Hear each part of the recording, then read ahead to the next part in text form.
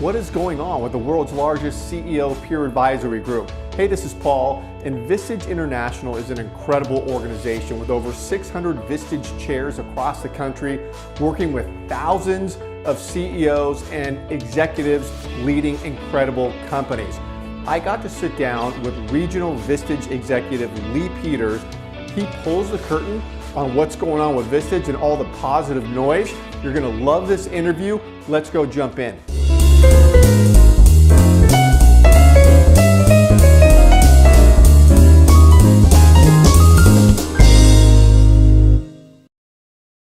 Hi, everybody. This is Paul Hitchcock, founder and president of Giant Jacks Media. Welcome to Giant TV. This is my channel where I bring you interesting people, tips, tools, and strategies on everything we're doing in sales, marketing, branding, and building.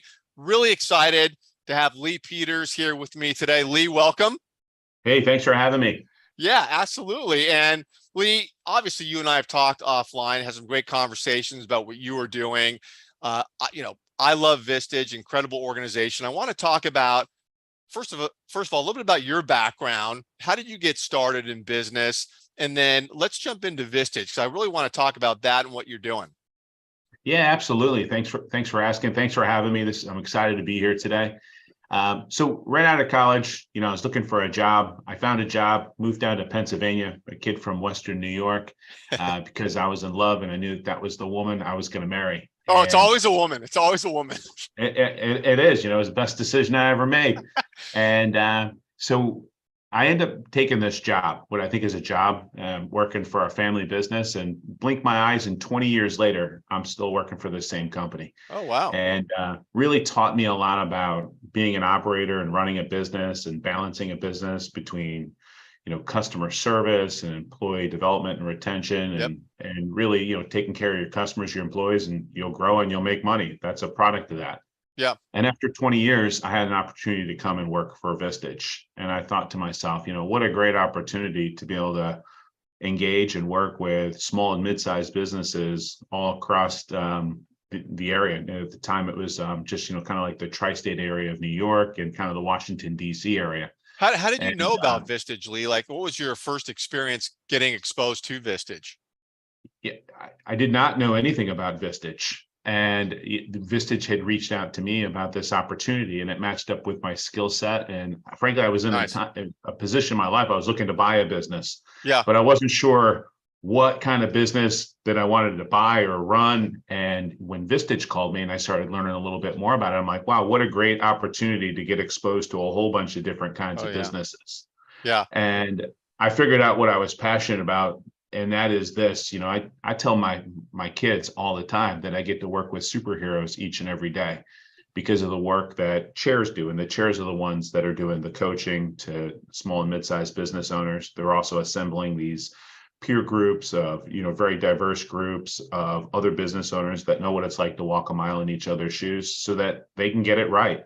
Yeah. Many of these businesses, they've got 30, 40 employees in their business. There's 30 or 40 families that count on that leader or that owner to get it right.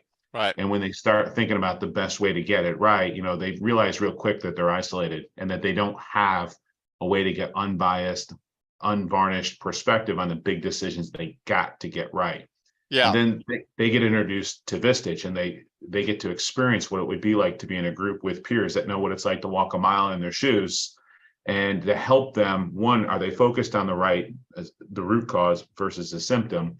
And then once they are, the group goes to work to surface all the possibilities. I like to say that our chairs, they're making the world a better place to live and work, one decision at a time. I'm just humbled to be able to call chairs my partners to be able to help them continue that good work. Yeah, no, and I work with the chairs, and I'm amazed at they are successful in their own right. They come into Vistage, and they have these people that they're the CEOs in the room, and the activity that happens there, the growth that takes place with these businesses that are in Vistage, the chairs facilitating. I mean, the stats are off the charts, isn't that right, Lee? I mean, Vistage businesses are growing at a faster pace. Yeah, that's right. And we do a lot of work with Dun & Bradstreet, as to help us really reinforce like our brand value statement. And every single time we do this, what is always common is that Vistage members outperform their competitors. Yeah. Yeah. We had done this in 2017 and did a 5-year look back, like some great times in the economy.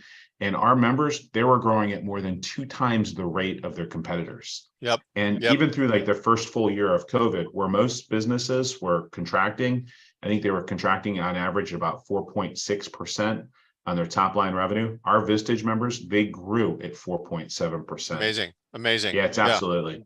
And Lee, what are you doing specifically? What's your your role, and how are you interacting with chairs and helping them out? Yeah, so I get to partner with all the chairs in what we call our East region, which goes from North Carolina to Maine, all the way over to Ohio.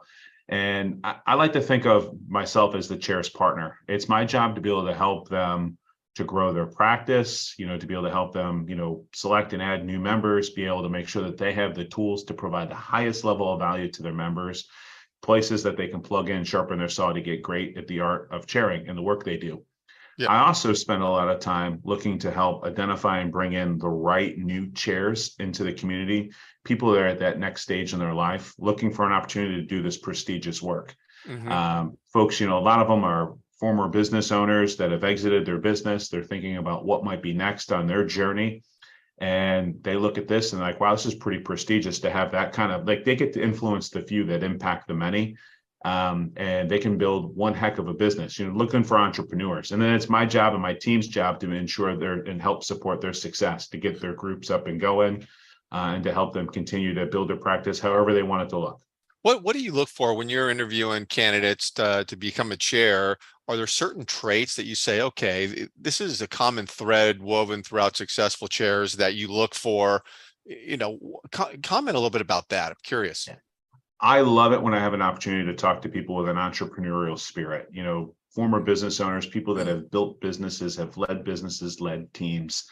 And it's more than just about, hey, how big can I build this business? How much money can we make?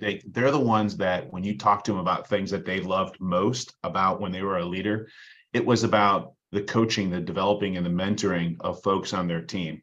They get the love notes in the mail that, hey, I just want to thank you for the impact that you had on me. Without your leadership, without your mentoring, I wouldn't have the success that I have today. Yeah. And that is really kind of like what really drives them internally. And to know that they can now do that with business owners, it's like taking that feeling and putting like an exponential factor on it. Yep. No, fantastic. And so then you're meeting with these new chairs, bringing them on. Are you actively seeking new chairs now? I am. Yeah. We're always, we have many markets that we're looking. Specifically, the New York market is a big area of opportunity for us. In New England, the Boston market, those are 2 real big markets where we have a lot of opportunity to be able to grow. It's not about how many new folks can we put in. We want to do this in a real qualitative way. Of course, yeah. But when the right person that that has an entrepreneurial spirit and has that real drive to want to really help others grow and thrive, those are folks that I want to have a conversation with and make sure that that it would be a good fit for both of us. Yeah, and you mentioned when you're looking at prospective candidates, the entrepreneurial spirit. My question there is, when you see a chair that's building up a business, how do you view that business for the chair? Is it their practice and they can really personalize it, make it their own as they build with Vistage as a great foundation supporting that? Is that a good way to reference that? Yeah, it's a really good way. Chairs are independent contractors with us. They're not employees. And however they want their practice to look. I have some chairs that'll come in and I'll be like, listen, if I had one full group of CEOs that I get to work with, that would be plenty for me. I have others. I have some chairs like that, 10 groups. Yeah. It really comes down to, how much do they want to work? It really doesn't feel like work because of the returns that they get back. I love it. Yeah. But it really, how big do they want to build the business? And whatever their goal is, that's my goal. That's what I'm out to support. My job is to make sure that we're supporting their success. Yeah. Yeah. Love it. And when you're interviewing prospective candidates for a chair, how long of a process is that? So, multiple meetings, who are they talking with? What does that look like? So there's a few conversations that happen. Usually there's an introduction type call. They learn a little bit more. Does it make sense to continue the conversation? We would have them speak with some folks on our chair selection team. I have this gentleman, he's an incredible partner. His name's Richard Olympia, who leads chair selection for the eastern part of the country. And so he'll have a couple conversations with them. And if it makes sense to continue, myself and that chair candidate will have a conversation.